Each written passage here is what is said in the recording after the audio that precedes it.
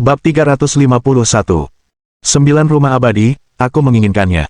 Zhou Yu menatap Sun Liang dengan acuh tak acuh. Tiba-tiba dia tersenyum kecil. Kemudian, dia menoleh menatap Sui Tianyu. Kakak Yue, apa yang baru saja kamu katakan?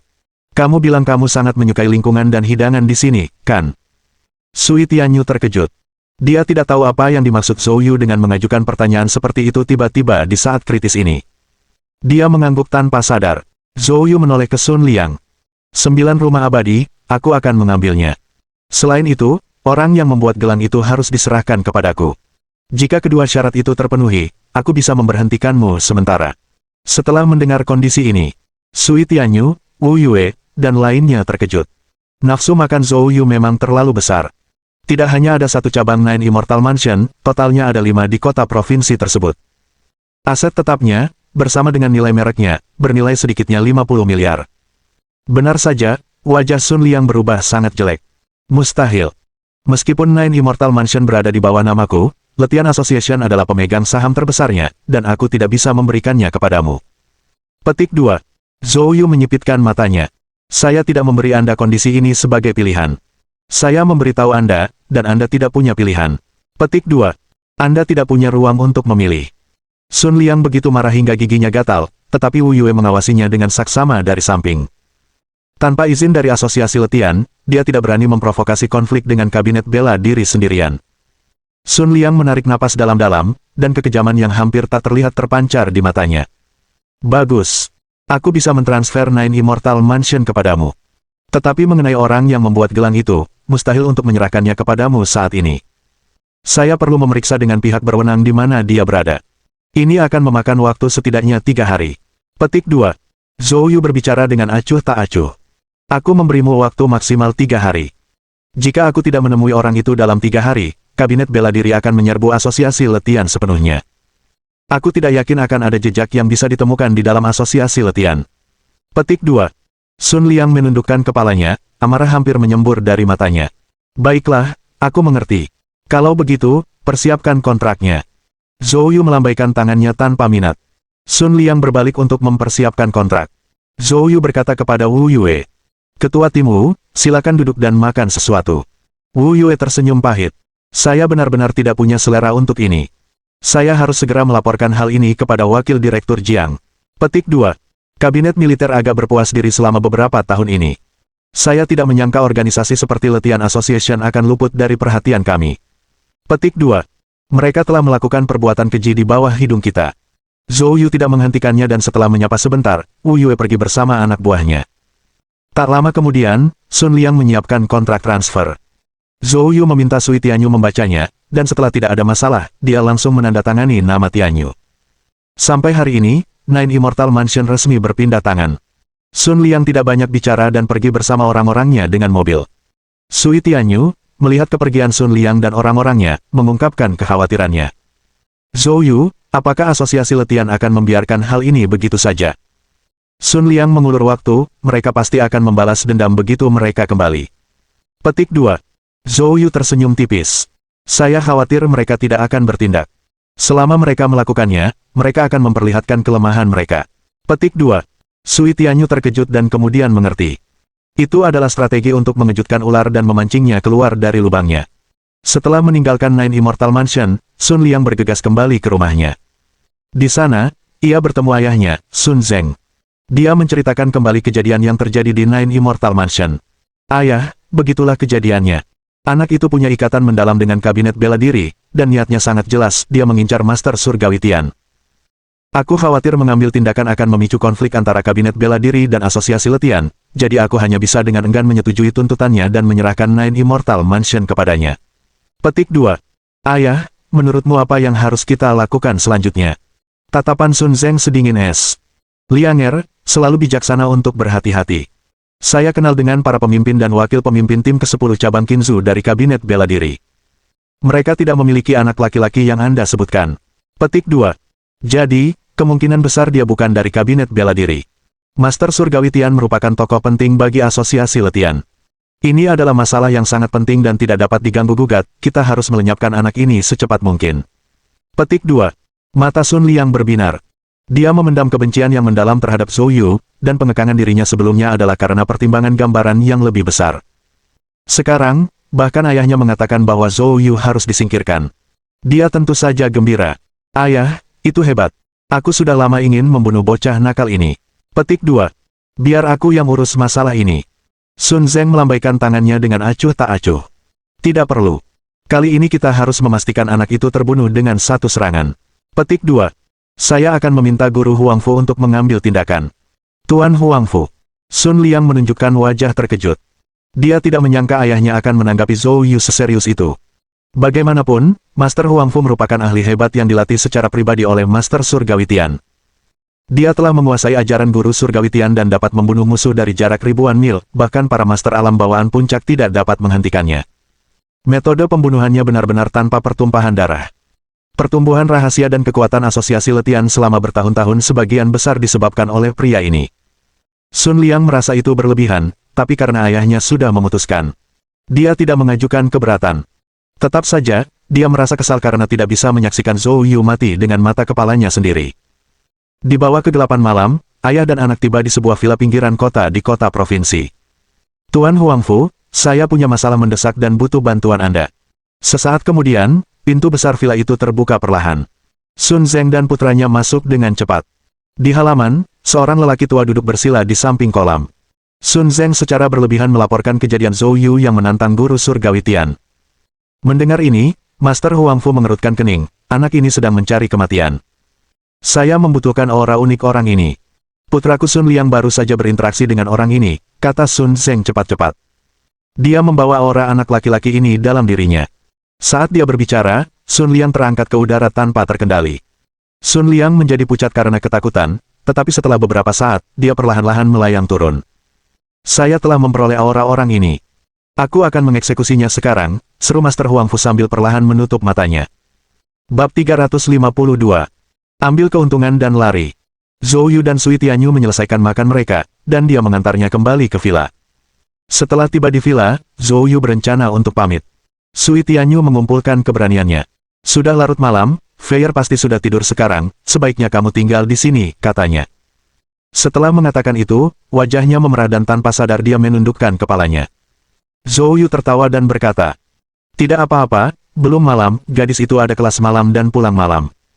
Setelah mengatakan ini, Zhou Yu berbalik dan pergi. Sui Tianyu terdiam. Apa-apaan ini? Orang ini, benar-benar tidak tahu apa-apa. Akan tetapi, saat dia hendak menutup pintu, tiba-tiba sebuah bayangan melintas, saat Zhou Yu, bagaikan angin puyuh, menyerbu langsung ke kamar tidurnya. Sui Tianyu tercengang. Apa yang sedang dilakukan Zhou Yu? Mungkinkah? Wajah Sui Tianyu langsung memerah dalam sekejap. Orang ini, sangat tidak sabaran. Tersipu, Sui Tianyu berlari ke kamar mandi. Sementara itu, di dalam kamar tidur Sui Tianyu, Zhou Yu duduk bersila, ekspresinya serius. Dia baru saja meninggalkan rumah Sui Tianyu ketika dia tiba-tiba merasakan adanya bahaya. Sejak mempraktikkan sentuhan ilahi, ia memiliki kemampuan hampir seperti ramalan untuk merasakan bahaya seperti itu. Tanpa berpikir, Zhou Yu kembali ke kamar Sui Tianyu. Dia tidak yakin apakah bahaya itu menargetkan dirinya atau Sui Tianyu. Pada saat itu, dia tanpa ragu melepaskan roh primordial Dark Yin dari tubuhnya. Saat roh primordial Dark Yin bergerak melewati villa dan di atasnya, dia melihat bayangan roh hantu menukik dari jauh. Roh primordial Yin gelap. Zhou Yu terkejut dalam hatinya. Ini adalah pertama kalinya dia bertemu dengan roh primordial Dark Yin selain dirinya sendiri. Sementara itu, Guru Huangfu telah mengunci lokasi Zhou Yu, melihatnya bermeditasi di ruangan itu, roh primordialnya menampakkan niat membunuh yang dingin. Guru Huangfu, yang mengendalikan roh primordialnya, mengirimkan serangan dahsyat langsung ke lautan kesadaran Zhou Yu. Jika Zhou Yu tidak siap, dia pasti akan hancur. Akan tetapi, tepat pada saat itu, kehadiran yang lebih kuat menguncinya. Guru Huangfu terkejut, lalu menoleh, dan melihat di atas roh primordialnya, roh primordial yang lebih padat tengah menatapnya dengan dingin. Roh primordial ini tampak persis seperti orang yang sedang bermeditasi di ruangan itu. Wajah Guru Huangfu berubah drastis. Kamu tidak. Kamu benar-benar juga mengolah roh primordial Dark Yin. Zhou Yu mencibir. Baru menyadarinya sekarang. Sambil berbicara, Zhou Yu melayangkan pukulan. Ketika roh primordial berbenturan, itu semata-mata tentang roh siapa yang lebih kokoh. Dalam hal ini, berkat metode Dark Yin, roh primordial Dark Yin milik Zhou Yu hampir mencapai kesempurnaan agung, jauh lebih kuat daripada milik Master Huang Fu. Dengan satu pukulan, roh primordial guru Huang Fu hancur seketika. Di antara pecahan-pecahan itu, saripati roh primordial yang sangat murni melayang di udara. Zhou Yu sangat gembira. Hakikat ini adalah hakikat roh primordial Yin kegelapan, dan menelannya mungkin akan memungkinkan rohnya sendiri untuk menerobos ke kesempurnaan agung secara langsung. Ini adalah zat bergizi yang sangat besar. Zhou Yu segera menggunakan metode Yin gelap dan dalam sekejap mata, menelan esensinya. Saat kilap gelap berlalu, roh primordial Dark Yin milik Zhou Yu menjadi sangat padat. Roh primordial Yin gelapnya akhirnya mencapai kesempurnaan agung. Zhou Yu menangkap roh primordial Dark Yin yang tersebar di udara dan kemudian, rohnya sendiri kembali ke tubuhnya. Saat roh primordial Yin gelapnya mencapai kesempurnaan agung, seluruh pribadinya mengalami perubahan yang tak terlukiskan. Dia tampak lebih bersemangat. Di antara alisnya, ada daya tarik yang mempesona. Zhou Yu sedikit menyesuaikan diri, lalu perlahan membuka matanya. Saat dia membuka matanya, dia melihat sepasang mata indah tengah mengamatinya dengan rasa ingin tahu. Zhou Yu terkejut. "Tianyu, apa yang sedang kamu lakukan?" Setelah mandi, Sui Tianyu mengumpulkan keberaniannya, berjalan ke kamar tidur dan mendapati Zhou Yu sedang bermeditasi, tampaknya sedang berkultivasi. Dia langsung terkejut dan menyadari bahwa dia telah salah memahami situasi. Tepat saat dia hendak pergi diam-diam, dia tiba-tiba melihat sesuatu yang tampak seperti kilatan hitam melintasi tubuh Zhou Yu. Karena mengira dia melihat sesuatu, dia mengusap matanya dan memperhatikan dengan saksama. Saat dia menatap Zhou Yu, tanpa sadar dia tertarik padanya, bahkan tanpa dia sadari. Pada saat itu, Zhou Yu tiba-tiba membuka matanya, mengejutkan Sui Tianyu juga. Ah! Sui Tianyu begitu ketakutan hingga dia mundur 2 langkah. Dia baru saja mandi dan hanya dibungkus handuk. Langkah mundur ini sangat penting, dia secara tidak sengaja menginjak handuknya, dan menariknya hingga terlepas. Tiba-tiba pemandangan musim semi terungkap. Mata Zhou Yu dipenuhi dengan tubuh yang sempurna dan lembut, lekuk tubuh yang luar biasa serta elastisitasnya membuatnya tercengang. "Tianyu, apakah kamu mencoba untuk?" Sui Tianyu tersipu malu, lalu buru-buru melilitkan handuk ke tubuhnya. "Kau bertanya padaku, Anda, apa yang kamu lakukan di kamarku?" Zhou Yu kemudian menyadari bahwa dia sebenarnya berada di kamar tidur Sui Tianyu. Tianyu, maaf, aku salah jalan. Baiklah, aku ada urusan, jadi aku akan pergi sekarang." Setelah berkata demikian, Zhou Yu dengan canggung bergegas keluar dari kamar tidur dan segera meninggalkan villa Sui Tianyu. Dia benar-benar takut jika dia tinggal lebih lama, dia mungkin melakukan sesuatu yang tak terlukiskan.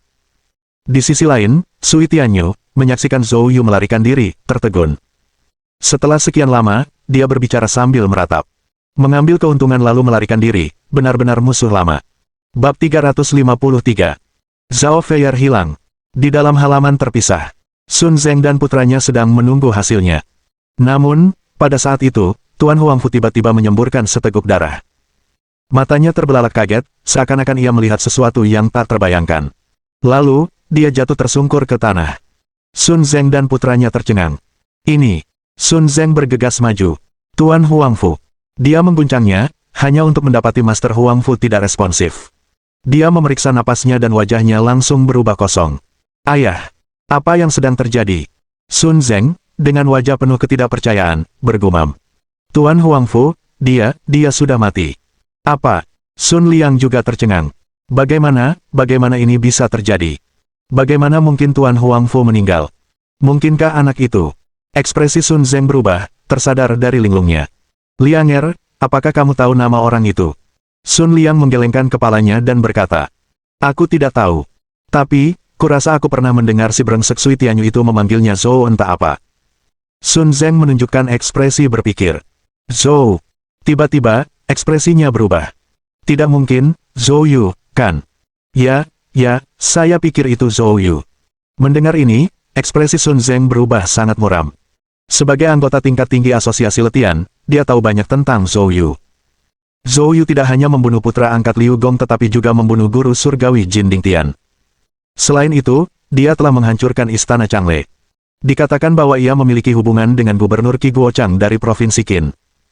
Karena putranya telah menyinggung orang seperti itu, Sun Zeng tentu saja merasa terganggu. Namun, Sun Liang sama sekali tidak tahu apapun tentang Zhou Yu. "Ayah, ada apa?" Sun Zeng hendak berbicara ketika tiba-tiba, bayangan gelap melintasi langit malam dan mendarat tepat di depan mereka. Sun Liang tersentak, lalu mengenali orang itu. Ayah, itu dia, itu Zhou Yu. Mendengar ini, Sun Zeng langsung merasakan adanya masalah. Zhou Yu bukanlah seseorang yang dapat dia dan putranya tangani. Karena Sun Zeng sudah ahli dalam hal ini, dia cepat-cepat memaksakan senyum. Zhou, halo. Saya baru saja mendengar tentang Anda dari anak saya. Saya sebenarnya berencana untuk mengunjungi Anda besok. Aku tidak menyangka kamu akan datang ke sini sekarang. Petik 2. Zhou Yu berkata sambil tersenyum tipis. Untuk lebih jelasnya, apakah Anda berencana untuk berkunjung besok atau untuk mengambil jenazah saya? Wajah Sun Zeng membeku. Zhou, kamu bercanda. Pergurauan. Bukankah kamu yang baru saja mengirim seseorang untuk menyerangku? Sun Zeng, merasa terpojok, berkata. Zhou, aku tidak mengerti apa yang kamu katakan. Petik 2. Kamu tidak mengerti, ya. Zhou Yu mengulurkan dua jarinya dengan jarum perak yang berkilau dingin di antara keduanya di malam hari. Senang mengatakannya. Aku punya cara untuk membuatmu mengatakan kebenaran. Wajah Sun Zeng memucat drastis. Zhou, ini semua salah paham. Lupakan saja, aku tidak akan menjelaskannya lagi. Zhou, sebutkan harganya. Kami bersedia menyelesaikan masalah ini secara damai. Petik 2. Zhou Yu menatap Sun Zeng dengan acuh tak acuh. Sesuai dengan jati dirinya sebagai seorang ayah, dia memang terus terang. 50 miliar. Selain itu, saya melihat villa ini cukup bagus. Untungnya, saya tidak punya tempat tinggal di provinsi ini. Petik 2. Mendengar ini, Sun Liang langsung menjadi marah. Kamu kecil. Sun Zeng segera menahan putranya. Ekspresinya sangat jelek. Zhou, syarat dan ketentuanmu agak terlalu keras, bukan? Zhou Yu berkata dengan acuh tak acuh. Kasar. Itu juga berhasil. Petik 2. Karena kau menginginkan nyawaku, mengambil nyawamu dan putramu adalah tindakan yang adil, bukan? Zhou Yu mengangkat tangannya dan memukul dengan telapak tangan. Bang! Sun Liang merasa seolah-olah dirinya tiba-tiba tertabrak kereta api. Dengan suara, wow, dia memuntahkan seteguk darah dan terlempar mundur. Tidak. Wajah Sun Zeng berubah drastis. Saya, setuju. Baru saat itulah Zhou Yu menarik tangannya. Katanya acuh tak acuh. Besok pagi, saya ingin melihat barangnya. Terlambat 1 menit saja, dan kamu dan anakmu pasti akan mati. Petik 2. Ingat apa yang baru saja kukatakan, serahkan gelang itu kepada pembuatnya dalam waktu 3 hari. Setelah mengucapkan kata-kata ini, Zhou Yu berbalik dan pergi. Sun Liang berusaha keras untuk bangun. Menahan rasa sakitnya, wajahnya dipenuhi dengan kebencian. Ayah, kita harus membalaskan dendam ini. Pergi dan mintalah bantuan kepada 5 pelindung. Sun Zeng mendukung Sun Liang, ekspresinya bertentangan. Sesaat kemudian, dia menggelengkan kepalanya dan berkata, kita tidak bisa. Kenapa? Sun Liang bingung. Mungkinkah kita benar-benar harus patuh menyerahkan uang dan rumah itu kepada Zhou Yu? Sun Zeng berkata dengan frustrasi. Lalu apa lagi? Siapa yang membuatmu memprovokasi dewa wabah seperti itu? Sun Liang berkata dengan mendesak. Ayah, tidak peduli seberapa kuatnya dia, bisakah dia lebih tangguh dari kelima pelindung itu? Mengapa kita harus takut padanya? Sun Zeng melambaikan tangannya. Apa yang kamu tahu? Meskipun saya sekarang menjadi anggota senior asosiasi letian, saya belum memasuki inti asosiasi letian. Meminta bantuan kepada kelima pelindung bukanlah hal yang mudah, terlebih lagi, Presiden belum kembali, dan kelima pelindung tersebut sedang mengalami pertikaian internal, sehingga mereka mungkin tidak setuju untuk membantu. Sun Liang berkata dengan ekspresi jelek. Ayah, tapi dia menuntut kita untuk menyerahkan orang itu, apa yang harus kita lakukan? Saya akan membicarakan masalah ini dengan pelindung agung. Sun Zeng berkata dengan ekspresi muram. Setelah meninggalkan villa, Zhou Yu bermaksud kembali ke villa Sui Tianyu. Tapi mengingat kembali adegan canggung sebelumnya, Zhou Yu memikirkannya dan memutuskan untuk tidak melakukannya. Dia memanggil taksi dan kembali ke villa Zhao Feier. Namun, yang mengejutkan, waktu sudah lewat tengah malam dan Zhao Feier belum kembali. Dia mencoba menelepon Zhao Feier, tetapi tidak berhasil. Zhou Yu tiba-tiba mendapat firasat buruk. Dia segera menelepon Zhao Jianfeng. Zhao, apakah Feier bersamamu? Tidak. Mengapa? Apa terjadi sesuatu pada Feier? Zhao Jianfeng langsung merasa cemas. Zhou Yu menggelengkan kepalanya dan berkata, aku tidak tahu, dia belum pulang. Ini buruk, Feier pasti mengalami masalah. Kemungkinan besar orang-orang yang menargetkan Zhao Heng berada di balik ini. Suara Zhao Jianfeng bergetar. Zhao, jangan panik, aku akan menemukan jalan keluarnya. Petik 2. Setelah menutup telepon, Zhou Yu langsung menelepon Tang Long. Pencarian seseorang tentu paling baik dilakukan oleh orang-orang dari dunia bawah tanah. Begitu panggilan tersambung, Zhou Yu langsung ke pokok permasalahan. Tang Long, bantu aku menemukan seseorang. Saya sudah mengirimkan fotonya kepadamu. Dia tidak boleh mengalami kecelakaan apapun, kalau tidak, banyak orang akan mati. Nada bicara Zhou Yu dipenuhi dengan nada dingin. Tang Long sedang tidur, tetapi setelah mendengar ini, dia terbangun dengan kaget. Zhou, tenang saja, aku akan segera mengirim orang-orangku untuk menemukannya. Bab 354 Klub Raja Suci. Setelah menutup telepon, Tang Long melirik foto itu. Melihat betapa cantiknya Zhao Feier, Tang Long ketakutan hingga berkeringat dingin. Masalah ini, tolong jangan sampai ada hubungannya dengan bawahanku. Ia segera mengirim foto itu ke para ajudan kepercayaannya, dan memerintahkan mereka untuk segera mendistribusikannya. Tidak lama setelah foto itu dikirim, balasan pun datang. Tang Long segera menelepon Zhou Yu. Zhou, Nona Zhao telah ditemukan, tapi apa? Tanya Zhou Yu, nadanya langsung berubah dingin. Pihak lain agak berpengaruh, dan saya mungkin tidak bisa memprovokasi mereka, tapi jangan khawatir, Tuan.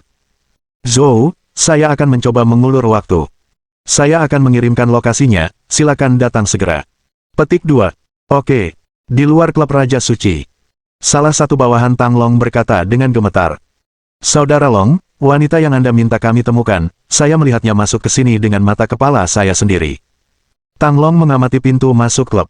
Dia pernah mendengar tentang klub ini sebelumnya, yang konon didukung oleh pengaruh yang signifikan. Namun dia tidak jelas mengenai detail latar belakangnya. Saat ini, dia tidak peduli. Tang Long segera memimpin anak buahnya dan menerobos masuk. Sepanjang jalan, banyak orang keluar untuk menghentikan mereka, tetapi semuanya dipukuli oleh anak buah Tang Long. Tak lama kemudian, Tang Long tiba di sebuah ruangan pribadi. Dia menendang pintu hingga terbuka dan menerobos masuk. Seorang pemuda sedang duduk di dalam ruangan. Melihat pemuda itu, ekspresi Tang Long berubah. Xie Mushui di sofa mendengus dingin. Tang Long, beraninya kau menerobos masuk ke tempatku. Tang Long buru-buru berkata. Xie, aku benar-benar minta maaf, aku tidak tahu tempat ini berada di bawah kendalimu. Petik 2. Sekarang kamu tahu, kan? Kamu bisa pergi. Ekspresi Tang Long berubah jelek saat dia menggelengkan kepalanya. Xie, aku minta maaf, tapi aku datang untuk mencari seorang wanita. Petik 2. Sambil berkata demikian, dia menampilkan foto itu di ponselnya dan dengan hati-hati menambahkan. Bawahanku memberitahuku bahwa dia ada di sini bersamamu. Xie Mushui meliriknya lalu terkekeh. Kalian orang-orang bawah tanah memang punya cara untuk mendapatkan informasi. Apakah dia wanitamu? Tang Long menggelengkan kepalanya. Tidak, dia seorang wanita teman. Petik 2. Saya mohon, Tuan. Xie, demi aku. Sebelum Tang Long bisa menyelesaikan ucapannya, Xie Mushui tiba-tiba bangkit, menghampiri Tang Long, dan menamparnya. Tamparan. Tamparan itu mendarat tepat di wajah Tang Long. Sekalipun dia ibumu, jika aku menyukainya, dia harus menghiburku. Kau pikir kau pantas mendapatkan muka? Tang Long hampir terjatuh ke tanah karena pukulan itu. Untungnya, bawahannya membantu menstabilkannya. Namun, hal ini membuat bawahan Tang Long marah. Sialan, beraninya kau memukul saudara Long kita. Menyerang. Dipenuhi amarah, anak buah Tang Long menyerbu maju, bahkan sebelum Tang Long bisa menghentikan mereka. Namun, pada saat itu, dari sudut ruangan, sebuah bayangan melesat keluar dengan cepat. Tiba-tiba, belasan anak buah Tang Long berteriak serentak dan terpental mundur, mati setelah menghantam tanah. Perlu dicatat bahwa orang-orang Tang Long bukanlah orang biasa, di antara mereka ada ahli tingkat Huajin. Namun mereka bahkan tidak dapat menahan satu gerakan pun dari orang ini. Wajah Tang Long berubah sangat muram saat dia menatap tajam orang yang telah bertindak. Ini adalah pria parubaya. Tubuhnya kurus kering, tetapi gerakannya sangat kasar. Kultivasi pria ini setidaknya berada pada level bawaan. Pada saat itu, Xie Mushui menatap Tang Long dengan seringai dingin. Berlutut. Api yang berkobar-berkobar di mata Tang Long. Dia memang waspada terhadap status Xie Mushui, tetapi dengan semua anak buahnya yang tewas, tidak membiarkan kentut sekalipun bukanlah karakternya. Persetan dengan ibumu. Tang Long meraung saat dia melayangkan pukulan ke kepala Xie Mushui, tetapi pria parubaya di samping Xie Mushui mendengus dingin dan menendang tepat ke dada Tang Long. Tang Long menjerit saat dia terpental mundur. Xie Mushui melangkah maju. Sialan, aku memberimu muka dan kau tidak menerimanya, lalu aku akan melumpuhkanmu. Sambil berbicara, dia mengangkat kakinya dan menghentakkan kaki ke arah Tang Long. Tepat pada saat itu, di luar klub, suara siulan menembus udara. Pria parubaya di samping Xie Mushui bereaksi sangat cepat, melangkah maju dan melindungi Xie Mushui saat dia melayangkan pukulan. Bang! Suara benturan keras bergema. Pria parubaya itu meludahkan darah dan terpental. Tulang lengannya menonjol keluar dari bahunya dengan mengerikan. Darah ada di mana-mana. Keributan yang tiba-tiba ini mengejutkan Xie Mushui. Saat mendongak, dia melihat seorang pria muda berjalan masuk. Menahan rasa sakitnya, Tang Long berkata, "Zhou, kamu akhirnya tiba." Nona Zhao ada di tangannya. Petik 2. Zhou Yu berjalan mendekati Tang Long, menaruh tangannya di dada, dan mengalirkan gelombang ki sejati kayu Yi ke arahnya. Tulang rusuk Tang Long yang retak tampak sembuh dengan kecepatan yang dapat dilihat dengan mata telanjang. Dalam waktu kurang dari 10 detik, rasa sakit yang hebat di tubuhnya hilang sepenuhnya. Wajah Tang Long menampakkan ketidakpercayaan. Keterampilan medis ini sungguh ajaib. Bangun dan lihat, ada masalah lain. Zhou Yu berkata dengan acuh tak acuh. Tang Long segera bangkit dan menggerakkan tubuhnya. Tidak ada masalah sama sekali. Zhou, terima kasih. Xie Mushui menyipitkan matanya. Siapa kamu? Zhou Yu melihat ke arah Xie Mushui. Di mana Zhao Feier? Xie Mushui diam-diam melirik ke arah pengawalnya, memperhatikan lelaki parubaya itu tergeletak di tanah, tidak yakin apakah dia masih hidup atau sudah mati. Dia tersentak dalam hati. Penjaga ini memiliki tingkat kultivasi bawaan yang rendah, namun tidak sebanding dengan Zhou Yu. Menyadari hal ini, Xie Mushui terkekeh. Jadi kau teman Feier? Ya cukup adil, aku bisa menyerahkannya padamu. Di mana dia? Di atas, kamu cari sendiri dia. Dengan itu, Xie Mushui mulai pergi. Pada saat itu, indera ketuhanan Zhou Yu menyapu dan segera menemukan Zhao Feier di sebuah ruangan di lantai atas. Menemukan Zhao Feier, Zhou Yu menghela napas lega, lalu tatapannya berubah sedingin es saat dia menatap Xie Mushui. Berhenti. Bab 355. Balai Senwu. Xie Mushui menghentikan langkahnya. Apa, aku sudah menyerahkan orang itu kepadamu, apalagi yang kamu inginkan? Zhou Yu berkata dengan acuh tak acuh. Apakah kau pikir aku akan membiarkanmu begitu saja? Ekspresi Xie Mushui menjadi gelap. Anak muda, jangan coba-coba peruntunganmu, aku tahu kultivasimu tidak buruk, tapi bukan berarti kau tak terkalahkan, di kota provinsi, bukan giliranmu untuk sombong. Tamparan. Zhou Yu langsung menamparkan wajahnya. Xie Mushui terpental, giginya hancur berkeping-keping, bercampur darah, ia meludahkannya. Ah! Beraninya kau menyentuhku, kau tahu siapa aku. Zhou Yu berkata dengan acuh tak acuh. Siapapun yang berani menyentuh rakyatku akan membayar harganya. Sekarang, aku akan mengantarmu pergi. Setelah berkata demikian, Zhou Yu hendak melancarkan aksinya. Kamu berani. Wajah Xie Mushui dipenuhi dengan keterkejutan dan kemarahan. Pada saat itulah, Tang Long bereaksi. Meskipun menyaksikan Zhou Yu memberi pelajaran pada Xie Mushui cukup memuaskan, dia tidak berani hanya menonton saat Zhou Yu membunuh Xie Mushui. Tang Long buru-buru menghentikan Zhou Yu. Zhou, tolong tunggu sebentar. Ayahnya adalah salah satu dari 4 tetua Aula Senwu, tetua ketiga Xie Changlin. Aula Senwu. Zhou Yu menyipitkan matanya. Dia baru saja berencana untuk menyelidiki apa sebenarnya Balai Senwu itu, dan tanpa diduga, Balai Senwu datang menyerbu. Seberapa banyak yang kamu ketahui tentang Senwu Hall? Senwu Hall adalah organisasi yang mengkhususkan diri dalam mendatangkan para ahli. Keempat tetua mereka semuanya adalah master di ranah bawaan, dan selain itu, masih banyak master seni bela diri lainnya. Organisasi ini tidak terlalu menonjolkan diri. Faktanya, tidak banyak yang tahu tentang keberadaan mereka. Petik 2. Penjelasan Tang Long sedikit lebih rinci daripada apa yang dikatakan Bei Yong. Hal ini memberi Zhou Yu gambaran kasar tentang kekuatan Senwu Hall. Hal itu juga membuat Zhou Yu semakin bingung. Kekuatan yang begitu hebat, namun mereka menargetkan keluarga Lin Diancheng. Mengapa demikian? Zhou Yu memutuskan untuk mencari tahu alasan di balik ini. Pada saat ini, seraya Tang Long menyeka keringat dingin dari dahinya, dia meneruskan bicaranya. Juga, begitu seseorang berani membocorkan informasi tentang Senwu Hall, mereka akan diburu oleh mereka. Mata Zhou Yu sedikit menyipit. Sangat mendominasi. Jadi sekarang setelah kau menceritakan ini padaku, apakah mereka akan mengejarmu? Tang Long berkata dengan senyum pahit. Tenang saja, aku mendapat dukungan dari asosiasi letian, lagi pula, mereka salah kali ini. Bicara tentang penalaran. Zhou Yu tidak berkomitmen. Dia menoleh ke arah Xie Mushui. Aku memberimu kesempatan, panggil ayahmu ke sini. Jika aku tidak melihatnya dalam waktu setengah jam, aku akan mulai dengan mematahkan salah satu kakimu. Setelah berkata demikian, Zhou Yu meminta Tang Long untuk mengawasi Xie Mushui, sementara dia langsung menuju lantai 2. Setelah sampai di sebuah ruangan di lantai 2, Zhou Yu menemukan Zhao Feier. Zhao Feier tak sadarkan diri di tempat tidur. Zhou Yu memeriksanya, syukurlah tidak ada yang salah dengan Zhao Feier. Zhou Yu menggunakan jarum perak untuk merangsang titik akupunturnya, dan beberapa menit kemudian, Zhao Feier perlahan membuka matanya. Di mana aku? Zhou Yu bingung. Kamu tidak tahu. Saya tidak tahu. Petik 2. Saya hanya ingat, setelah menyelesaikan kelas malam saya bersiap untuk pulang, dan kemudian saya tidak ingat apa yang terjadi setelah itu. Petik 2. Sambil berkata demikian, dia tiba-tiba duduk dan dengan cemas memeriksa pakaiannya. Jangan khawatir, untungnya aku tiba tepat waktu, kamu baik-baik saja. Jika lebih lambat sedikit, mungkin segalanya tidak akan semudah ini.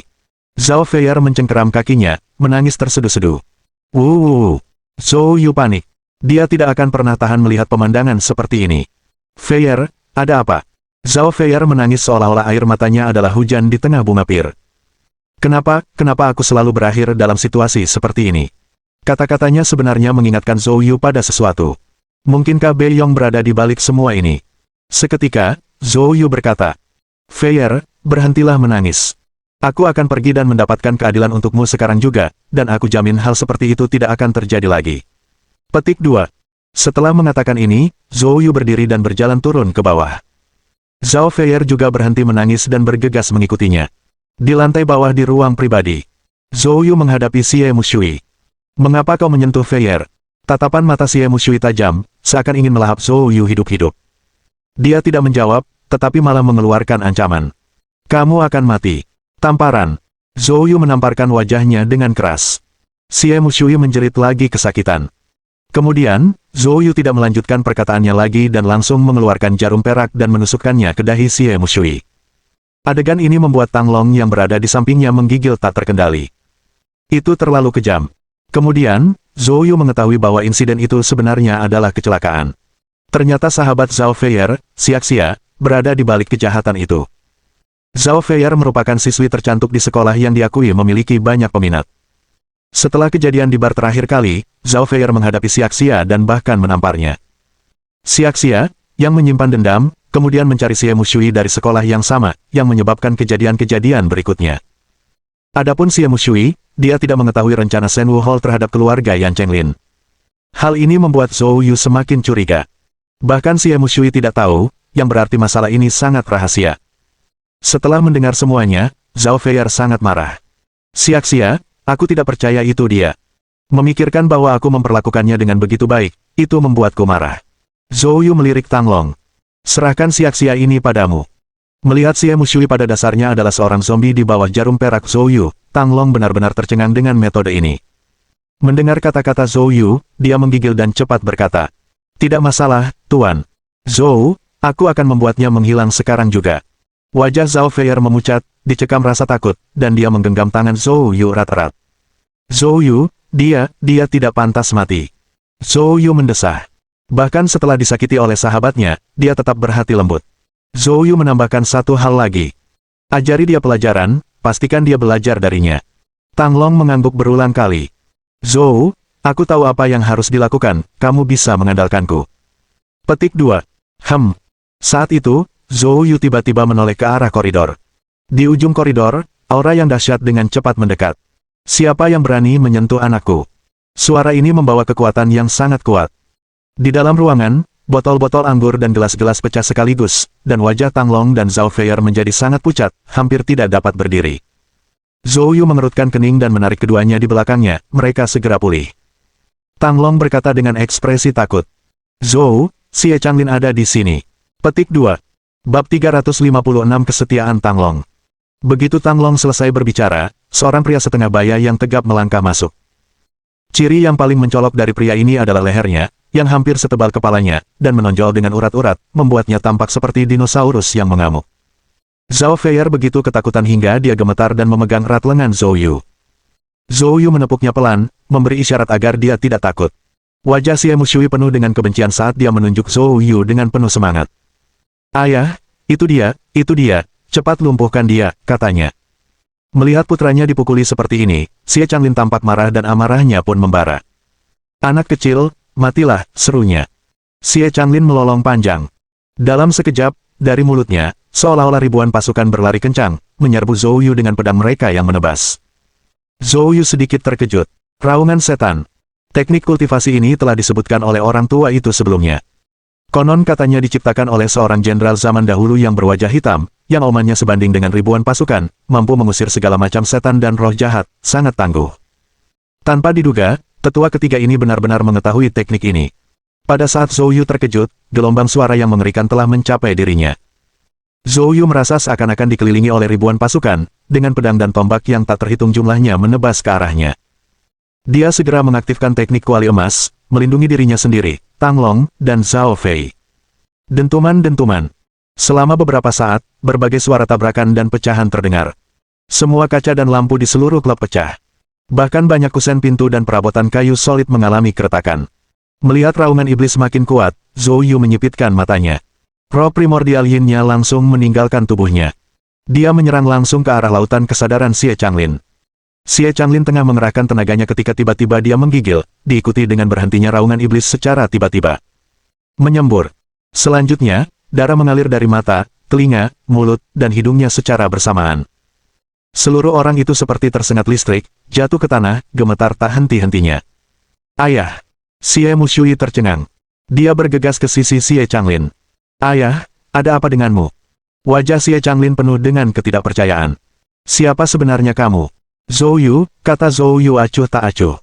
Kamu Zhou Yu. Xie Changlin jelas tahu nama Zhou Yu dan terkejut. Kamu lebih kuat dari yang aku bayangkan. Mengakui. Xie Changlin menundukkan kepalanya. Zhou, saya ingin menyelesaikan ini dengan damai, tolong sampaikan persyaratan Anda. Zhou Yu tersenyum tipis. Saya lihat, tetua ketiga Aula Shenwu cukup sadar akan zaman. Jika kamu ingin menyelesaikan ini dengan damai, pertama-tama kamu harus menjawab pertanyaanku. Apa itu? Mengapa Balai Shenwu begitu bertekad untuk mengincar keluarga Lin dari Yancheng? Xie Changlin mengetahui hubungan Zhou Yu dengan keluarga Lin dari Yancheng, jadi tidak mengherankan jika Zhou Yu menanyakan pertanyaan ini padanya. Dia menggelengkan kepalanya dan berkata, Aku tidak tahu, itu perintah dari Tetua Agung. Zhou Yu mengerutkan kening. Bukankah kalian semua orang tua? Xie Changlin menjelaskan. 4 Tetua Agung Aula Shenwu memiliki perbedaan status yang sangat besar. Tetua Agung dan Tetua kedua adalah orang kepercayaan penuh dari Master Aula, sedangkan Tetua keempat dan aku, meskipun disebut sebagai Tetua, sebenarnya hanyalah bawahan mereka. Di mana Tetua Agungmu? Tanya Zhou Yu. Saya tidak tahu, jawabnya. Yang saya tahu, dia belum berada di kota provinsi baru-baru ini. Namun, dia akan kembali dalam waktu sekitar setengah bulan, kata Xie Changlin. Cahaya tajam melintas di mata Zhou Yu. Baiklah, saat dia kembali, aku ingin kau memberitahuku, jawab Zhou Yu. Xie Changlin tidak tahu apa yang direncanakan Zhou Yu. Tetapi tampaknya Zhou Yu mempunyai konflik dengan Tetua Agung itu, dan ia segera memperhitungkan bahwa hal ini dapat menguntungkannya. Xie Changlin segera mengangguk. Tidak masalah. Jadi, bisakah kita pergi sekarang? Ya, tapi kau harus menyerahkan buku rahasia Demonic Roar. Wajah Xie Changlin berubah warna. Itu tidak mungkin.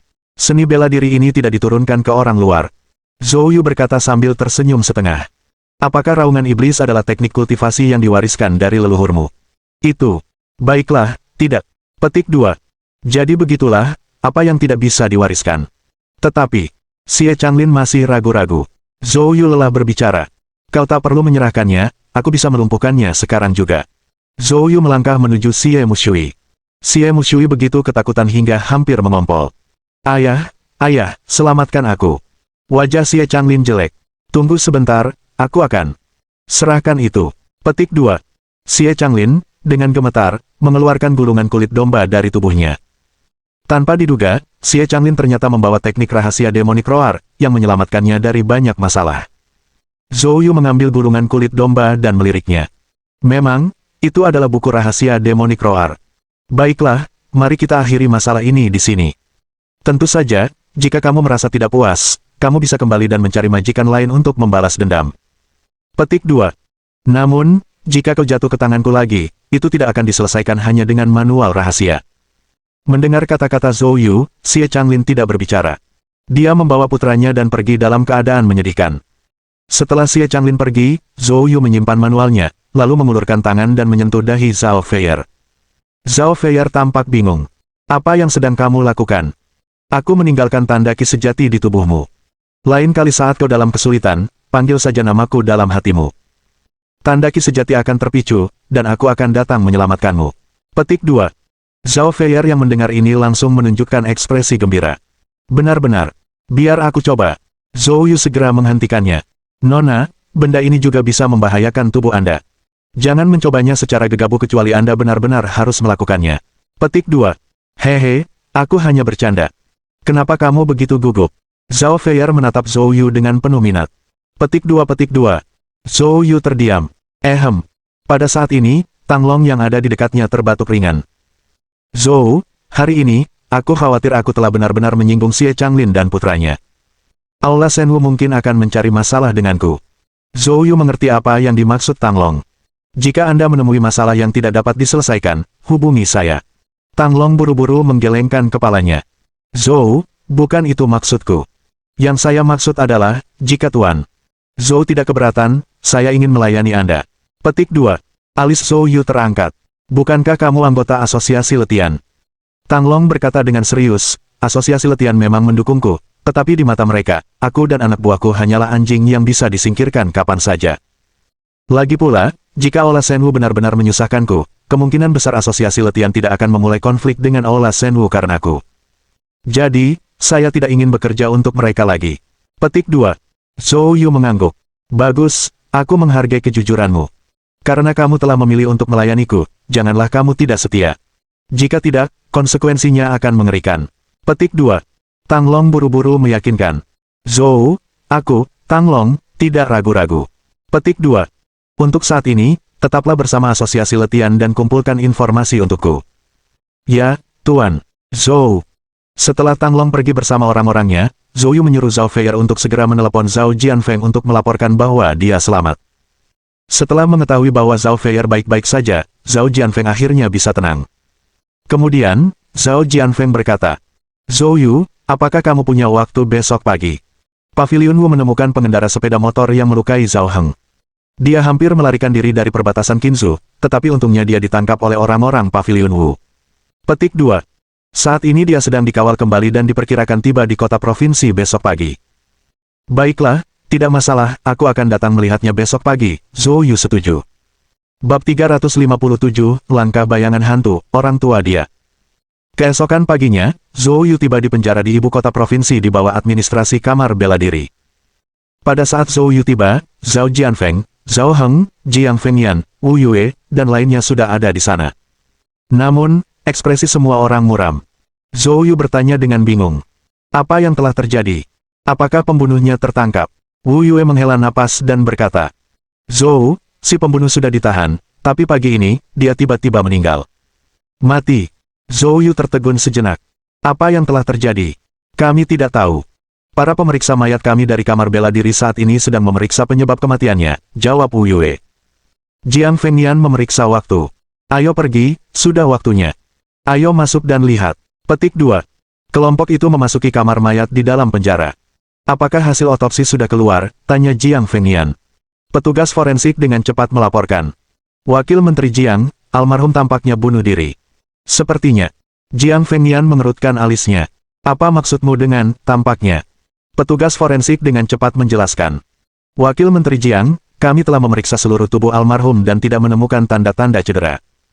Selain itu, kami meninjau pengawasan tadi malam dan menemukan bahwa dia tiba-tiba bertindak seolah-olah kerasukan saat fajar, dan kemudian dia meninggal. Petik 2. Jiang Fengyan jelas sangat tidak puas dengan hasil ini. Tepat saat dia hendak marah, Zhou Yu menyela. Coba aku lihat. Dia mendekati mayat itu. Dia menyentuh leher si mendiang, kemudian kilatan cahaya berkelebat di matanya. Zhao, Wakil Menteri Jiang, bisakah Anda keluar? Saya ingin memeriksanya sendiri. Petik 2. Jiang Fengyan dan yang lainnya tidak tahu apa yang direncanakan Zhou Yu tetapi tetap menuruti permintaannya. Setelah semua orang pergi, Zhou Yu perlahan menutup matanya, dan roh primordialnya melayang dari kepalanya. Dalam metode Yin gelap, teknik pemanggilan jiwa disebutkan. Zhou Yu hanya melihatnya sekilas sebelumnya, menganggapnya tidak berguna dan tidak memperhatikannya lebih lanjut. Namun, ia merasakan bahwa jiwa orang yang meninggal itu mungkin masih berada di dalam tubuhnya, jadi ia memutuskan untuk mencoba menggunakan teknik pemanggilan jiwa. Saat ia mengerahkan teknik pemanggilan jiwa, roh primordial Zhou Yu memancarkan kekuatan hitam yang menakutkan ke dalam tubuh orang yang meninggal. Sesaat kemudian, sesosok hantu melayang ke atas. Kegembiraan tampak di mata Zhou Yu. Itu berhasil. Dia kemudian mengarahkan roh primordialnya untuk menghadap jiwa orang yang telah meninggal. Siapa kamu? Jiwa itu berkata kosong. Saya seorang penggemar modifikasi sepeda motor. Mengapa kamu mencoba menyakiti Zhao Heng? Itu seorang pria, dia memaksaku melakukannya. Jika saya tidak setuju, dia mengancam akan menyakiti keluarga saya. Petik 2. Siapa dia? Saya tidak mengenalnya, saya hanya tahu tingginya sekitar 1,9 meter, kakinya terlihat lebih panjang dari rata-rata, dan ada bekas luka seperti bintang jatuh di pipinya. Zhou Yu bertanya secara rincin, dan jiwa itu menjawab secara rincin. Setelah mendengarkan, Zhou Yu mendesah. Maafkan aku tidak bisa menghidupkanmu kembali. Beristirahatlah dengan tenang. Aku akan menemukan orang ini dan membalaskan dendamu. Petik 2. Saat kata-kata Zhou Yu diucapkan, jiwa orang yang meninggal itu perlahan memudar dan akhirnya lenyap sepenuhnya. Zhou Yu menghela napas dan berjalan keluar dari penjara. Kerumunan orang melihat Zhou Yu keluar dan segera berkumpul di sekelilingnya. Jiang Fengnian bertanya, Zhou Yu, bagaimana hasilnya? Apakah kamu menemukan sesuatu? Zhou Yu mengangguk dan kemudian menjelaskan secara singkat apa yang baru saja terjadi. Mendengar bahwa Zhou Yu benar-benar dapat berbicara dengan jiwa, semua orang memperlihatkan ekspresi terkejut. Jiang Fengnian berkata dengan kagum. Hanya mereka yang telah menyempurnakan roh primordial yang dapat menggunakan beberapa teknik misterius melaluinya. Zhou Yu, kamu pasti telah mengolah roh primordial bayanganmu dengan sempurna. Zhou Yu mengangguk dan berkata, benar. Tidak heran kau bilang kau yakin bisa mencapai alam suci dalam waktu 6 bulan. Dengan roh primordial bayangan, mencapai alam suci memang sudah dekat. Petik 2. Zhao Jianfeng dan yang lainnya juga menunjukkan ekspresi terkejut. Mereka tidak tahu Zhou Yu hampir memasuki alam suci. Betapa mengerikannya tingkat yang tinggi itu. Pertumbuhan pemuda ini terlalu mengerikan. Zhou Yu melambaikan tangannya dan kemudian menyatakan rincian penting. Dia mengulang deskripsi tentang manusia yang diberikan oleh jiwa. Dia belum selesai berbicara ketika Jiang Fengnian dan Wu Yue berseru bersamaan. Itu adalah langkah bayangan hantu, He Lao Gui. Dia Lao Gui. Apakah kamu kenal orang ini? Zhou Yu bertanya dengan bingung. Jiang Fengnian mengangguk. Pria ini juga telah masuk dalam daftar orang paling dicari di kamar bela diri selama lebih dari 10 tahun. Penjahat paling dicari di kamar bela diri, yang bertahan lebih dari 10 tahun, jumlahnya kurang dari 10 orang. He Lao Gui berada di peringkat kelima di antara mereka. Kultivasi orang ini berada di puncak alam bawaan agung, namun uniknya, dia mempelajari teknik yang disebut langkah bayangan hantu yang membuatnya bergerak seperti bayangan dan angin, sangat sulit ditangkap. Jika kita hanya mempertimbangkan kecepatannya mungkin tidak kalah dengan rata-rata Master Saint Realm. Petik 2. Sebelum cedera, saya juga pernah menangkapnya. Namun, dia berhasil lolos dari tanganku pada akhirnya. Petik 2. Jiang Fengnian berkata sambil tersenyum masam. Sejak saat itu, dia menjadi terkenal. Zhou Yu berpikir sejenak lalu bertanya. Mengapa orang ini mengincar Paman Zhao? Paman Zhao, apakah kamu pernah berkonflik dengannya? Zhao Heng menggelengkan kepalanya. Saya belum pernah mendengar tentang orang ini. Jiang Fengnian berkata dengan serius. Orang ini selalu dipekerjakan oleh orang lain untuk melakukan kejahatan. Kemungkinan besar tidak ada bedanya kali ini. Ekspresi Zhao Jianfeng berubah suram. Jika demikian, orang ini mungkin akan menyerang lagi. Ya, tepat sekali, kata Jiang Fengnian dengan sungguh-sungguh. Jadi, kita dalam masalah sekarang. Jika orang lain, kita pasti punya cara untuk melindungi diri dari mereka, tapi dengan He Lao Gui, hal itu tidak bisa diprediksi. Petik 2. Mata Zhou Yu menyipit. Wakil Menteri Jiang, apakah Anda punya cara untuk memancing orang ini keluar? Jiang Fengnian terkejut. Kalaupun kita bisa memancingnya keluar, lalu apa? Kecuali menteri kami kembali, tidak ada seorang pun yang dapat menahannya. Petik 2. Zhou Yu tersenyum sedikit. Selama dia muncul, aku punya cara untuk membuatnya tetap di sini. Bab 358 Pembentukan dan Penangkapan. Hati Jiang Fengnian dipenuhi keraguan. Zhou Yu kuat, tetapi bahkan dia tidak dapat menahan mereka, bukankah Zhou Yu? Dia lebih tangguh dari dirinya sendiri. Akan tetapi, melihat Zhou Yu begitu percaya diri, dan karena khawatir akan harga dirinya, dia tidak banyak berkata apa-apa lagi. Baiklah, aku akan segera mengaturnya untuk memancing keluar hantu tua He. Zhou Yu dan anggota keluarga Zhao meninggalkan penjara kabinet Wu. Dalam perjalanan, Zhao Jianfeng berkata, Zhou Yu, apakah kamu punya urusan penting beberapa hari ke depan? Zhou Yu bertanya, Zhao tua, ada apa? Aku berpikir, kalau tidak ada urusan mendesak, kenapa tidak menginap di rumahku beberapa hari saja? Ini juga akan menjadi waktu yang tepat bagi Feier untuk kembali dan tinggal. Aku khawatir hantu tua He mungkin akan mencoba serangan diam-diam lagi beberapa hari ke depan. Setelah memikirkannya, Zhou Yu berkata, Zhao tua, aku harus kembali ke Yancheng sebentar. Sejak kembali dari Haizu, saya masih belum pulang. Petik 2. Kalau begitu, tidak usah dipikirkan. Zhou Yu terkekeh dan berkata, Zhao tua, jangan khawatir. Saya akan berbicara dengan Wakil Menteri Jiang sebentar lagi dan meminta Kabinet Wu untuk memberikan perlindungan untuk Anda. Tidak akan ada masalah. Petik 2. Sebelum dia bisa menyelesaikannya, telepon Zhou Yu tiba-tiba berdering. Itu Lin Chaodong yang menelepon. Xiao Yu, kamu belum kembali dari Haizu. Zhou Yu buru-buru berkata, Kakek, aku sudah kembali. Saya berada di kota provinsi beberapa hari terakhir ini, tertahan beberapa urusan, dan belum sempat pulang ke rumah. Petik 2. Kalau begitu, baguslah kau belum kembali. Penawaran untuk jalur subway 10 akan segera dimulai, dan Luo telah mempersiapkan dokumennya selama ini. Meskipun proyek ini sudah kami dapatkan, kami tetap harus memberikan yang terbaik. Dia hampir siap, dan mungkin akan berangkat ke kota provinsi dalam beberapa hari. Pada saat itu, kamu harus menerimanya. Proyek ini akan berada di tangan kalian berdua. Petik 2. Mendengar ini, Zhou Yu segera berkata, Baiklah, kakek, tenang saja. Setelah menutup telepon, Zhao Jianfeng bertanya dengan rasa ingin tahu. Zhou Yu, apa yang terjadi? Ada sesuatu yang terjadi. Zhou Yu terkekeh, aku berencana untuk kembali ke Yancheng, tapi sekarang tidak perlu. Mendengar ini, Zhao Jianfeng langsung sangat gembira. Bagus sekali, datanglah ke tempatku beberapa hari ke depan, mari kita minum-minum bersama, hanya kita berdua. Tentu saja. Zhou Yu tertawa. Begitu mereka kembali ke villa lama Zhao Jianfeng memesan meja besar penuh hidangan, dan mereka semua minum dengan riang. Makan malam baru berakhir setelah Zhao tua mabuk berat. Pada malam harinya, Zhou Yu pergi sendirian ke tempat terpencil di luar villa untuk berlatih raungan setan. Dia masih sangat tertarik dengan teknik kultivasi ini. Orang tua itu pernah mengatakan kepadanya bahwa teknik gelombang suara jenis ini jauh lebih berguna daripada teknik tinju dan tendangan biasa. Karena teknik gelombang suara dapat dikombinasikan dengan indera ilahi untuk menghasilkan efek ajaib. Orang tua itu juga mengajarinya cara menggabungkannya. Selama 2 hari berikutnya, Zhou Yu mengabdikan dirinya sepenuhnya untuk berlatih raungan iblis. Hanya dalam 2 hari, dia telah mengembangkan Demonic Roar ke tahap pencapaian minor dan juga mengintegrasikan serangan Divine Sense ke dalamnya. 2 hari kemudian, dia menerima panggilan telepon dari Jiang Fengnian. Perangkap untuk Ghost Shadow Step, hantu tua telah dipasang. Zhou Yu pergi ke lokasi yang telah direncanakan di pinggiran selatan kota provinsi, sebuah hutan. Saat Zhou Yu tiba, Wu Yue memimpin hampir 20 ahli kabinet Wu yang berkumpul di sana, dan bahkan Zhao Heng pun hadir.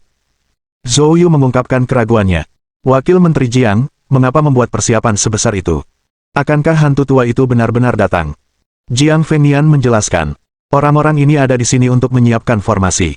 Begitu mereka mengambil posisi, mereka harus mampu menutupi aura dengan energi formasi. Petik 2. Pembentukan. Mengapa menggunakan formasi? Dan formasi macam apa yang bisa menutupi aura begitu banyak orang? Menghadapi pertanyaan Zhou Yu, Jiang Fengnian menghela napas. Itu adalah tindakan yang diperlukan. Hanya dengan menggunakan formasi dan menjadikan Zhao Heng sebagai umpan untuk menarik perhatian, kita mungkin memiliki kesempatan untuk menahan hantu tua He cukup lama untuk menangkapnya. Bahkan dengan itu hanya mungkin jika hantu tua dia cukup sombong. Zhou Yu mendesah dalam hatinya. Ide Jiang Fengnian bagus, tetapi formasi mereka terlalu mendasar. Jika hantu tua He saja tidak dapat mendeteksi hal ini, bagaimana ia bisa menghindari kejaran kabinet Wu selama 10 tahun? Namun, Zhou Yu merasa sulit untuk menyuarakan kekhawatiran ini, karena akan melukai harga dirinya. Sambil menggelengkan kepalanya, dia terkekeh. Wakil Menteri Jiang, tidak perlu repot-repot seperti ini, suruh saja orang-orang memundur. Adanya Paman Zhao di sini sudah cukup. Asalkan dia muncul, aku akan menangkapnya. Jiang Fengnian ragu-ragu untuk menjawab. Kamu tidak mengerti kecepatannya, teknik gerakannya sangat cepat. Wakil Menteri Jiang, percayalah padaku. Zhou Yu tersenyum. Jiang Fengnian menghela nafas. Dengan diskusi yang mencapai titik ini, ia merasa sulit untuk mengajukan keberatan lebih lanjut.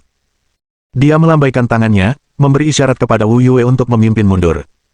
Pada saat itu, beberapa lusin orang berlari dari kejauhan, dipimpin oleh seorang wanita. Dia tampak bingung. Wakil Menteri Jiang, apa yang terjadi? Bukankah kita seharusnya mengatur formasinya? Mengapa kita mundur sekarang? Jiang Fengnian tersenyum kecut dan memperkenalkannya. Zhou Yu, ini Lu Xiuying, pemimpin kelompok pertama kabinet Wu. Pemimpin kelompok Lu, ini Zhou Yu. Rencana untuk menangkap Old Ghost He telah berubah, dan Zhou Yu akan bertanggung jawab secara pribadi atas penangkapan tersebut. Lu Xiuying menilai Zhou Yu. Kaulah yang membunuh Master Surgawi Jin Dingtian. Zhou Yu mengangguk. Zhou, bagaimana rencanamu untuk menangkap Old Ghost He sendirian? Apakah kamu menyadari bahwa dia adalah seseorang yang berhasil melarikan diri dari Wakil Menteri Jiang? Zhou Yu tersenyum dan berkata, saya sadar. Tapi kamu masih. Lu Xiuying menjadi agak kesal. Dia tidak tahan terhadap orang yang sombong dan suka membesar-besarkan diri sendiri. Kali ini, demi menangkap hantu tua He, cabang Qinzu dari Kabinet Wu telah berusaha sekuat tenaga, dan sekarang mereka harus mundur hanya karena perkataan satu orang. Jiang Fengyan, yang sangat menyadari temperamen Lu Xiuying, menyelanya. Ketua kelompok Lu, mari kita lakukan saja apa yang dikatakan Zhou Yu kali ini. Lu Xiuying mendengus. Kalau begitu, kami akan menunggu kabar baikmu. Setelah itu, dia berbalik dan pergi. Jiang Fengyan berkata sambil tersenyum kecut. Pemimpin kelompok Lu terus terang saja, Zhou Yu, jangan dimasukkan ke hati. Zhou Yu menjawab sambil tersenyum, tidak masalah. Setelah Lu Xiuying dan yang lainnya pergi, Zhou Yu bertanya. Wakil Menteri Jiang, kapan hantu tua He akan tiba? Jiang Fengyan hendak berbicara. Tiba-tiba, suara tawa menyeramkan menggema dari hutan sekitar. Hahaha, apakah kalian semua menungguku? Sesuai keinginanmu, aku sudah sampai. Bab 359 Raungan Iblis Menyerang. Ledakan tawa yang tiba-tiba itu mengubah ekspresi semua orang secara dramatis. Jiang Fengyan dan yang lainnya melihat sekeliling tetapi tidak dapat menemukan hantu tua He. Suara hantu tua He terus datang dari segala arah. Jiang Fengyan, terakhir kali kau membawa orang untuk menangkapku dan dipermainkan olehku. Kehilangan muka saja tidak cukup, kau datang lagi untuk dipermainkan olehku. Ekspresi wajah Jiang Fengyan menjadi gelap. Hantu tua He, hari ini, aku harus membawamu ke pengadilan. Hahaha, kalau saja kamu tidak mencabut formasi itu, mungkin aku akan sedikit takut, tapi kamu malah mencabutnya secara sukarela. Apa, mengandalkan anak laki-laki konyol di sampingmu. Tepat pada saat itu, angin kencang tiba-tiba bertiup di sekitar Jiang Fengyan dan Zhou Yu, mengangkat cabang dan dedaunan yang tak terhitung jumlahnya. Ekspresi wajah Lu Xiuying berubah. Mengapa tiba-tiba berangin? Jiang Fengyan berkata dengan ekspresi serius. Bukan angin, tapi hantu tua He, kecepatannya meningkat sejak beberapa tahun lalu. Lu Xiuying tersentak. Jika Anda tidak dapat melihatnya, bagaimana Anda menangkapnya? Dia berbalik menatap Zhou Yu. Dia ingin melihat apa yang bisa dilakukan Zhou Yu. Pada saat itu, Zhou Yu juga diam-diam merasa heran. Karena ia telah mengembangkan sentuhan ilahi, persepsinya terhadap Qi sangat tajam. Bahkan dengan peningkatan sentuhan ilahi, dia hanya dapat melihat sosok yang kabur. Sosok itu bergerak tidak teratur di sekitar mereka. Pada saat yang sama, dia menatap mereka dengan wajah mengejek. Hari ini, di depan kalian semua, aku akan membunuh Zhao Heng dan mempermalukan menara bela diri kalian, hahaha. Mendengar ini, raut wajah Jiang Fengyan sedikit berubah, lalu dia langsung melangkah ke samping, berjaga di depan Zhao Heng. Bagaimanapun, Jiang Fengyan adalah penguasa alam suci. Meskipun tidak secepat hantu tua He, jika hantu tua He berani menyerang dengan paksa, Jiang Fengyan hanya membutuhkan satu kesempatan untuk membunuhnya. Tepat pada saat itu, angin kencang tiba-tiba berubah arah, menerjang ke arah Zhao Heng. Mata Jiang Fengyan memancarkan cahaya dingin, semangatnya sangat terkonsentrasi, siap menyerang kapan saja. Akan tetapi, angin itu tiba-tiba berubah arah di tengah perjalanan dan mulai bertiup ke arah Lu Xiuying. Tidak bagus. Jiang Fengyan segera menyadarinya. Hantu tua terkutuk itu. Dia berpura-pura menyerang lalu berbalik menyerang Lu Xiuying. Jika Lu Xiuying terbunuh, terutama tepat di depannya, Jiang Fengyan, menara bela diri akan tetap dipermalukan. Lu Xiuying juga merasakan ancaman kematian. Reaksinya sangat cepat, dan dia menghindar ke arah Jiang Fengyan. Hanya butuh 3 detik baginya untuk mencapai sisi Jiang Fengyan dan menerima perlindungannya. Namun kecepatan Old Ghost He terlalu cepat. Jangankan 3 detik, dalam waktu kurang dari 1 detik, dia sudah mencapai Lu Xiuying. Pada saat ini, Lu Xiuying akhirnya melihat siluet angin dengan jelas. Itu adalah seorang lelaki tua dengan senyum jorok dan rambut jarang. Dia terkekeh. Mati untukku. Pada saat ini, wajah Lu Xiuying dipenuhi dengan keputusasaan. Tapi saat itu, tiba-tiba, terdengar suara lolongan panjang.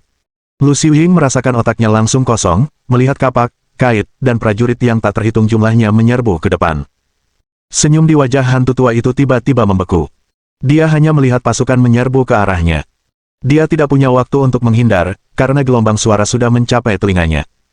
Seketika, dia merasakan jiwanya terguncang dan kegelapan ada di depan matanya.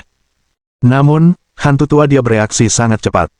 Dia segera menyadari ada sesuatu yang salah, dan mengerahkan segenap tenaganya, dia mengaktifkan teknik kultivasinya, dengan cepat mendapatkan kembali akal sehatnya dan tanpa berpikir, dia melarikan diri jauh. Namun pada saat itu, sesosok muncul di depannya. Orang ini adalah anak bodoh yang baru saja dia sebutkan, Zhou Yu. Bibir Zhou Yu sedikit melengkung ke atas. Ledakan misteri tiga api sejati. Telapak tangannya menyerang langsung ke perut bagian bawah Old Ghost He. Sosok hantu tua He langsung berubah menjadi bayangan gelap, mundur dengan cepat. Namun, dia bahkan tidak bisa mundur 10 meter. Bang bang bang. 3 ledakan keras pun terjadi. Hantu tua dia memiliki 3 lubang darah yang mengejutkan di perut bagian bawah dan kakinya. Hantu tua dia menjerit kesakitan, jatuh ke tanah dan meratap kesakitan. Yang disebut hantu bayangan langkah hantu tua dia, sejak saat itu, telah sepenuhnya menjadi lumpuh. Zhou Yu menendangnya ke samping dan berbalik untuk memeriksa Jiang Fengyan, Lu Xiuying, dan yang lainnya. Jiang Fengyan baik-baik saja, sebagai master alam suci. Dia tidak terlalu terpengaruh oleh raungan iblisnya. Dan Zhao Heng, yang dilindungi oleh Jiang Fengyan, meskipun ada beberapa bercak darah di wajah dan telinganya, juga tidak terluka parah. Namun, Lu Xiuying bernasib buruk. Dia terkena pukulan langsung, dan pada saat itu, hampir semua pembuluh darahnya pecah, mengubahnya menjadi sosok berlumuran darah di tanah. Zhou Yu melangkah maju dan menempelkan tangannya di dahi wanita itu, setelah itu, ki sejati kayu Yi pun mengalir ke dalam dirinya. Luka Lu Xiuying mulai sembuh dengan kecepatan yang terlihat oleh mata telanjang. Dalam beberapa menit, semua lukanya sembuh.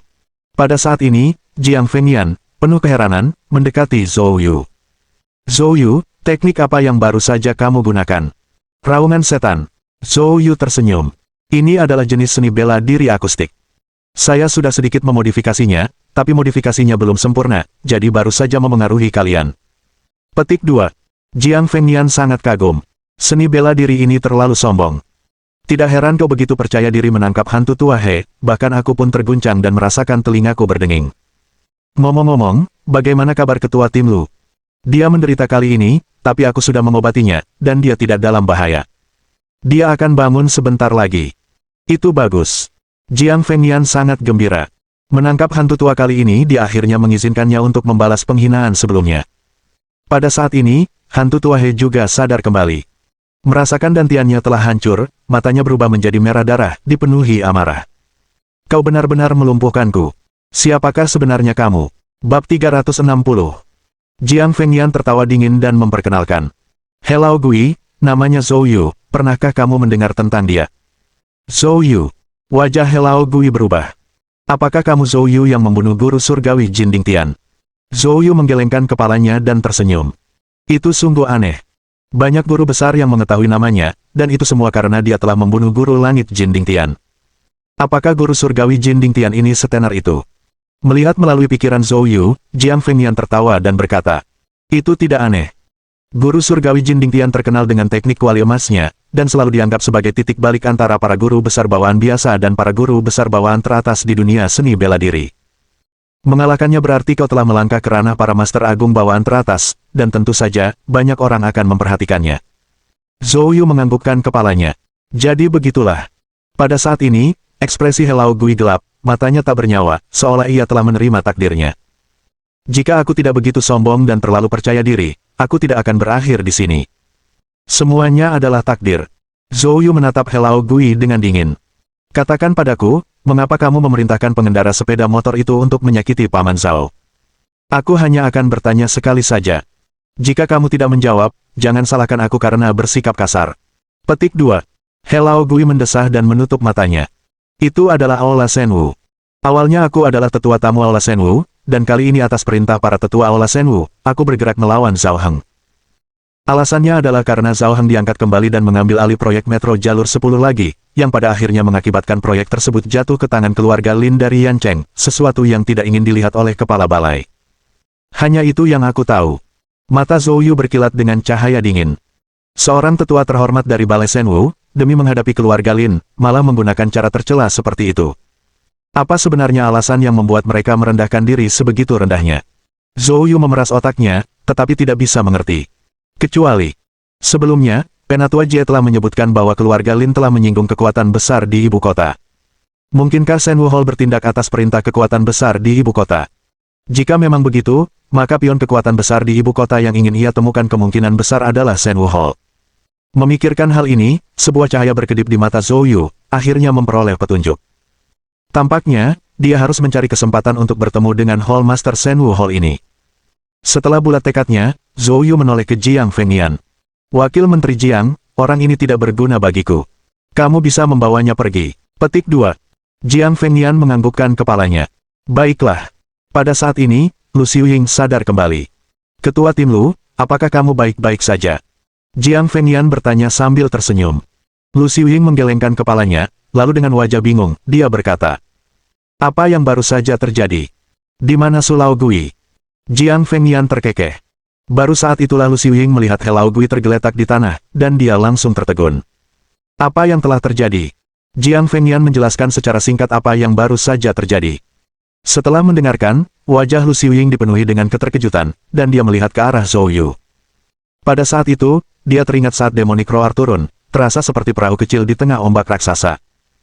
Dia selalu menganggap Zhou Yu hanya punya reputasi belaka dan tidak punya substansi, tetapi kejadian yang baru saja terjadi membuatnya sadar betul betapa tidak berartinya dia di hadapan Zhou Yu.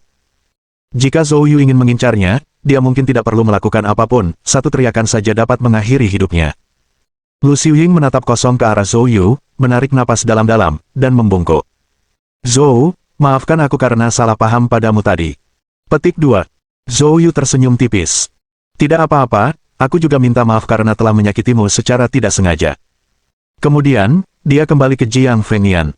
Wakil Menteri Jiang, ada masalah lain yang perlu saya tanyakan kepada Anda. Beritahu saya, bisakah kau membantuku menyelidiki Shenwu Hall? Saya ingin informasi sedetail mungkin, dan jika Anda bisa mengetahui keberadaan kepala aula mereka, itu akan lebih baik lagi. Petik 2. Karena tidak terlalu terkesan dengan balai Shenwu dan mengira itu hanya pasukan kecil, Jiang Fengyan langsung setuju dan kemudian pergi bersama anak buahnya. Zhao Heng kemudian berkata kepada Zhou Yu. Zhou Yu, kali ini, kau menyelamatkan hidupku lagi. Paman Zhao, bagiku, kamu dan keluargaku tidak berbeda. Tidak perlu bersikap sopan begitu.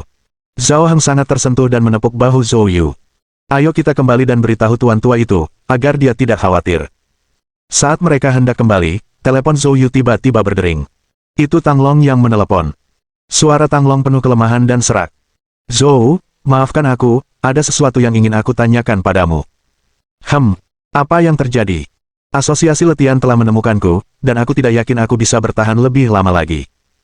Saya hanya mempunyai seorang adik perempuan yang kuliah di kota provinsi, tolonglah, saya mohon, jagalah dia untuk saya. Di kehidupan selanjutnya, sebagai lembu atau kuda, aku akan membalas budi padamu. Kilatan cahaya dingin melintas di mata Zhou Yu. Kamu ada di mana? Zhou, tidak ada waktu. Hentikan omong kosongmu, katakan padaku, di mana kamu? Tak berdaya, Tang Long mengalah dan memberitahu Zhou Yu lokasinya. Tunggu aku, kamu tidak boleh mati sebelum aku sampai di sana. Setelah mengatakan ini, Zhou Yu menutup telepon. Paman Zhao, kamu kembali dulu, aku punya beberapa urusan yang harus diselesaikan. Zhao Heng dengan cepat berkata. Baiklah, silakan. Zhou Yu mengangguk, lalu segera mengaktifkan langkah gunung dan sungai, berubah menjadi sosok bayangan, dan bergegas menuju lokasi Tang Long. Mohon dukungan dari omom ante-ante sekalian, buat subscribe atau sharekan novel Mimin ke Facebook kalian, agar channel Mimin bisa terus berkembang. Dengan begitu, Mimin bisa lebih semangat untuk up novel seru lain ke depannya. Buat teman-teman yang sudah subscribe dan sharekan novel Mimin, Mimin ucapkan terima kasih sebanyak-banyaknya. Sekiranya teman-teman menghadapi masalah video diputar dalam bahasa Inggris, coba tukar kepada bahasa Indonesia original melalui cara ini. Semasa mendengarkan, pencet tombol setting di atas kanan video, pilih audio track dan tukar bahasa.